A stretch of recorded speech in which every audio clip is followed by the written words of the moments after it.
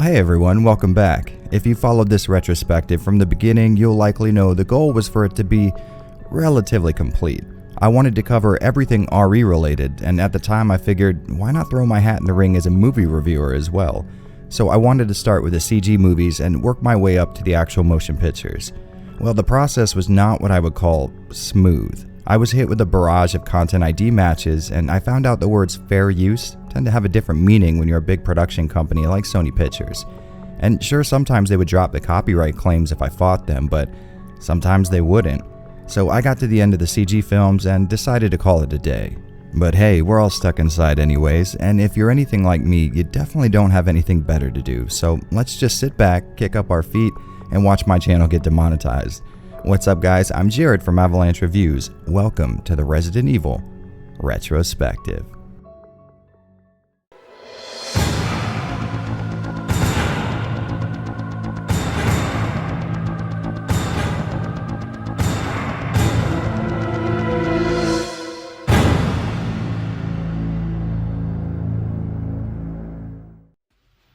I remember the time leading up to the first Resident Evil movie very vividly. I was around about 17, and at that point I'd say my childlike innocence was very much still intact. I remember hearing all the news about the RE film in a class my school called PC Support, which was essentially a way for the school to book free tech work out of students who were looking to get their A+ certification tests. Growing up a bit on the poor side, we still hadn't gotten a PC in our house yet, so everything I knew about this upcoming adaptation I learned in this classroom. I would spend untold amounts of time just searching through forum posts and nerding out at the fact that George A. Romero had signed on to write the script. Growing up a huge Dead Trilogy fan, this was the collaboration my teenage mind could only dream of. But thanks to Romero somehow forgetting how to make a good movie after the 90s hit, he was fired when his script didn't jive with some of the creative heads in charge of the project. In his place, we got Paul Anderson, a guy with two extraneous letters in his name that I refused to say for some reason. Anderson was quoted in several different outlets as wanting to make up for his shortcomings in the 1995 Mortal Kombat movie. Did I mention he did that? Yeah, so as you might expect, we didn't really know what to think. I mean, Resident Evil is kind of hard to mess up, right? Well, that's what we thought. It's a pretty simple concept when you think about it. Just have a populated area get a case of the Walking Dead, have a biotech company be responsible, bada bing bada boom, you got yourself an accurate RE movie. You're all going to die down here. At least that's what was going through my head. I was genuinely excited for this movie, and when the day came, my mom dropped me off at the local movie theater. No, I didn't have my license yet. And me and my brother bought our tickets, and I gotta say, at the start, Resident Evil does a great job of setting up a very cool zombie movie. There's secretive spy-looking stuff going on with vials of multicolored shit and people that seem to work for Umbrella. Then all hell breaks loose, and we have researchers being drowned in their own lab, people being locked in elevators, people being dropped in elevators. This. Alright movie, you have my attention. From here, the pace slows down to a crawl, but we're given a little bit of partial nudity to help ease the burn. Actress Milla Jovovich wakes up in her shower with only a vague memory of who she is and what she's doing in this big-ass empty house. As she walks around, the movie makes it very clear that some odd stuff is going on. In the process of our girl just trying to figure out where she is and why she's there, this happens. Alright, stop. Let me tell you why this is such a big deal. See, those of us who have spent any amount of time with these games understand that RE is always about an understated, subtle, atmospheric type of horror, and at first it looked like the movie was setting up just that. What we assume is our main character has spent the last few minutes just creeping around a foreign-looking, empty-ass Victorian home. Well, pack it in, boys, we got ourselves an accurate game-to-movie adaptation, right? Well, then a group of covert shit-kickers literally zip-line into windows on the first floor for some reason, and right here is where I got the first inkling that this guy may have never played an RE game before. Alright, continuing on, the group of paramilitary types seem to know our girl and decide to take her with them, and this guy too. Who's this guy? Well, he's a cop.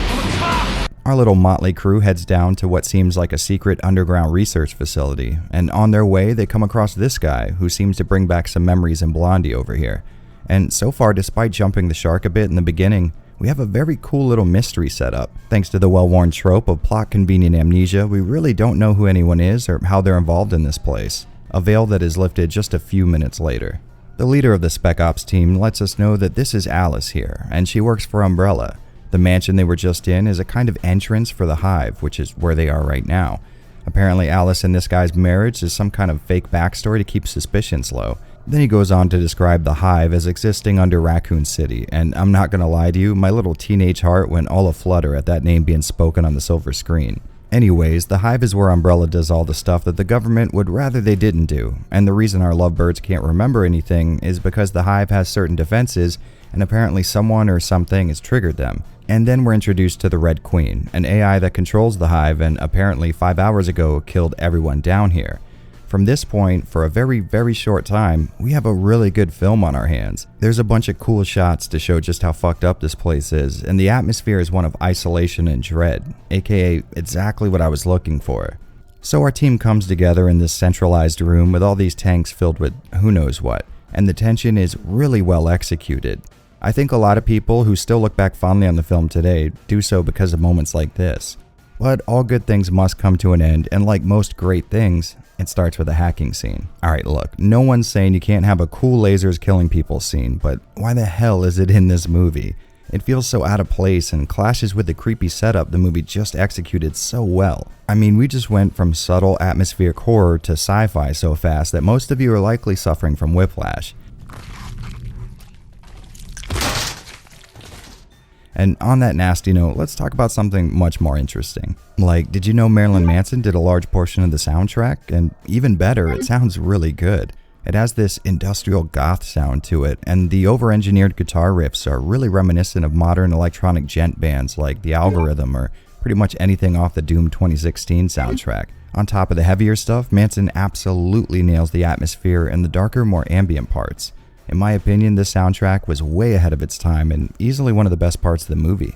But I guess we should probably get back to the actual film. Our surviving cast reluctantly decide to complete the original mission while stepping over the chunky remains of the rest of the unit. The goal was to shut down the Red Queen AI so Umbrella could figure out what the hell was going on down here, and our resident tech operative proceeds to do just that, which triggers the AI to manifest itself as a creepy British girl, as if Resident Evil wasn't already flush with horror movie stereotypes. So the plan actually achieves the intended goal, which is a plus, but on the negative side, the resulting loss of power has the side effect of letting the T-virus infected corpses out from their confinement. And the scene that follows is a perfect example of this movie getting the feeling of the games just right. There's this tense and eerie build-up to actually showing a zombie on screen, and the director knew exactly what he was doing. He knew what we were all here to see, and he was going to hold out for as long as possible. I'd say this was actually a pretty effective move. I mean, up to this point, we've seen more than a few situations that would have been perfect for a zombie reveal, but I think the slow rollout that we got was a really great idea. The first on-screen deadhead we get is a lab worker that Michelle Rodriguez mistakes for a survivor. After she gets bit and the director lets us know that nothing short of a headshot's going to take these things down, the team regroups and we get a nice piece of dialogue that I can't remember any other zombie movie to date using. Looks like it's coagulated. Yeah. It's not possible. Why not? Because blood doesn't do that until after you're dead. I'm not really sure why, but for some reason this one line did a lot to make the world feel a little more real to me back in the day. And the movie follows this up with an absolutely fantastic reveal. During what seems like it would be a heated argument, the team is interrupted by an inconsistent noise off in the background, and we're met with this beautifully morose scene, followed up by nearly a minute of really cool shots showing off the walking corpses. Now the CG effects may look pretty god-awful nowadays, but at the time I remember marveling at them. After getting surrounded, the team starts to fire on the advancing zombies, and this was always a bit of a pet peeve for me. I know Special Forces members are going to train to shoot for center of mass most of the time, but I gotta assume it would have taken a lot less time for a group of well-trained paramilitary types to figure out a headshot might be a good idea after their targets kept advancing with about 3 pounds of lead in their chest cavities. I don't know, maybe it's just me. Well, all of the shooting not only didn't achieve the desired effect, but also damaged these pods that we were introduced to earlier, resulting in an explosion that triggers some of Alice's lost memories. There's a lot going on in the ensuing scenes, and this gets across the intended mood of chaos and disarray. Plus there's this one part where a zombie reacts to bullets that were fired like 2 seconds ago. I'm actually kind of surprised this made it into the final cut. I mean, even my shitty internet videos don't suffer from that big of an on-screen mistake. But don't you worry, the movie makes up for that with a classic Romero-style zombie grab, See how easy that was? followed by a zombie getting a quick right hook to the face, making this a collection of some of my favorite things in cinema. After the group makes a getaway, we're left with this shot of a licker breaking out of containment, and I'm not too proud to admit this made me cream my pants when I first saw it. After this, we have a bit of a cool down where the survivors start to turn against each other, another classic move, but then we get to watch two of the dumbest, most embarrassing scenes I have ever seen make it to a mainstream cinematic release. First, we get a Cerberus Reveal, which is kind of ruined when you can clearly tell it's just a Doberman with raw meat stretched across it, but on the plus side, all of the establishing shots do a good job of explaining why they would be missing skin and pieces of their face when they had only died a few hours ago. Running away from the zombified canine, Alice gets attacked by a zombie when she proceeds to flail away at him like a toddler, followed up by what would be the worst wire fu kick I've ever seen before if it weren't for the one that immediately follows it.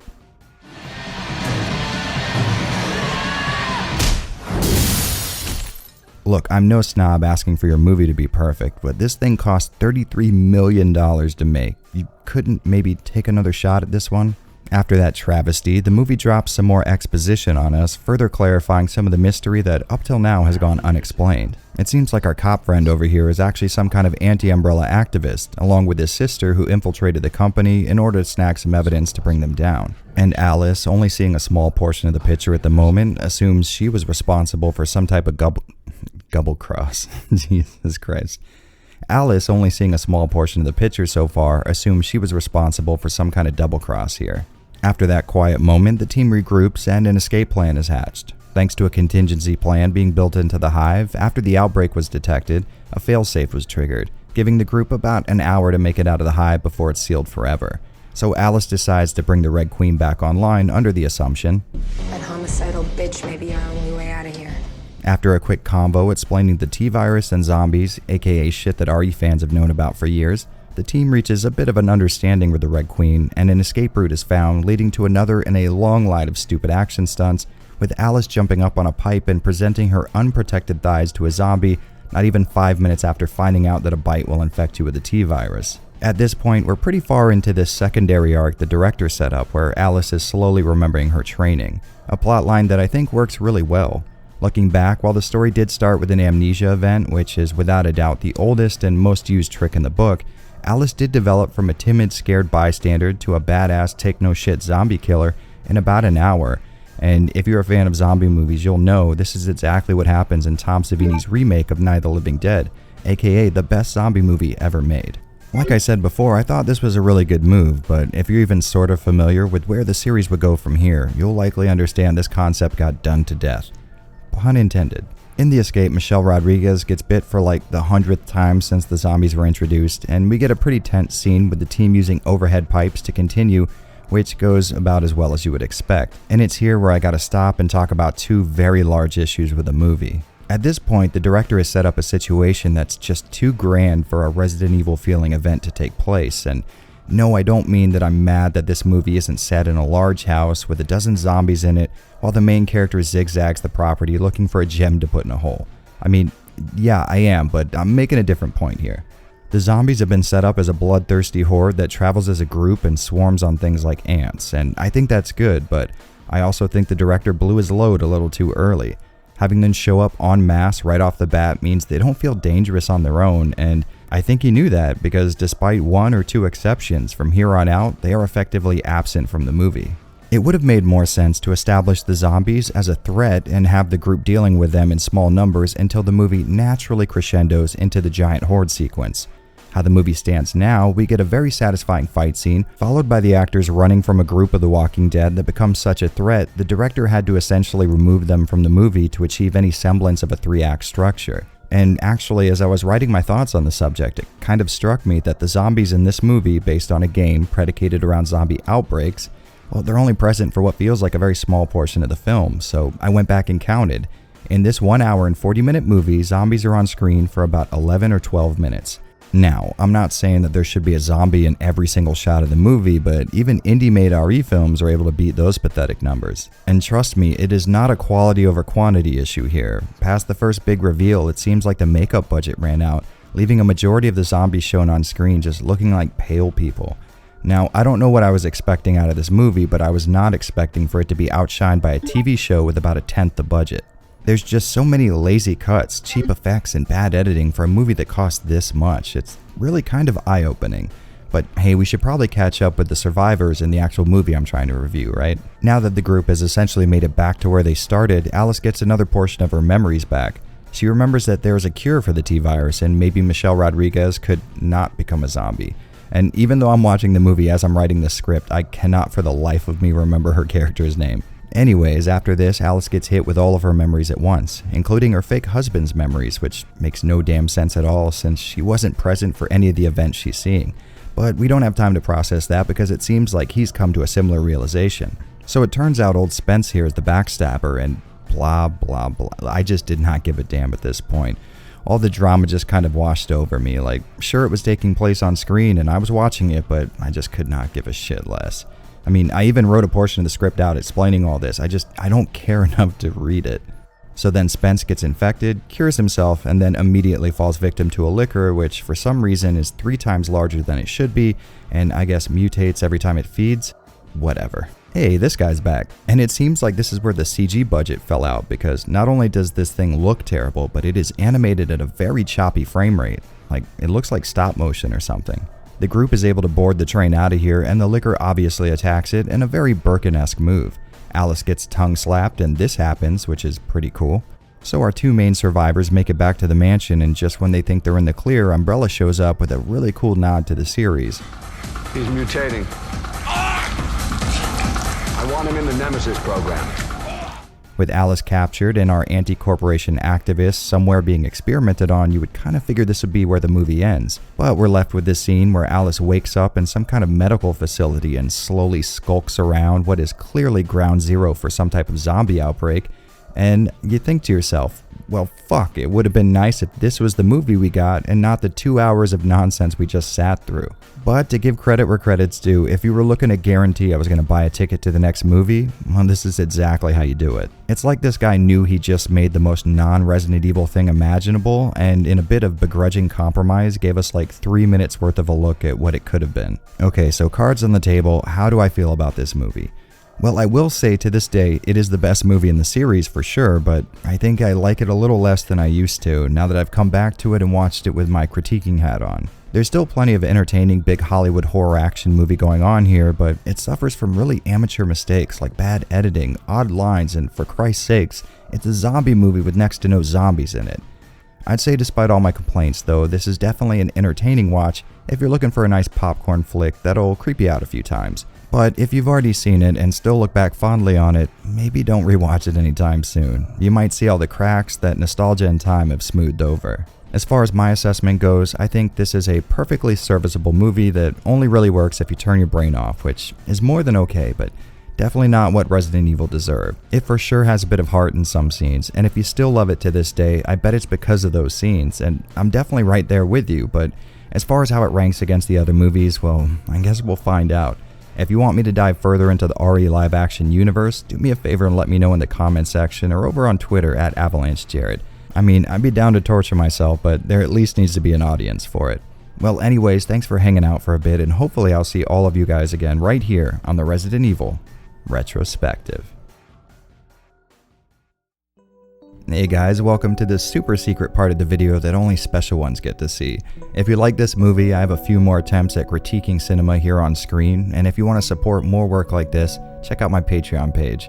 Well, I think that's about all the shilling I'm willing to do, so peace out and I will see you guys later.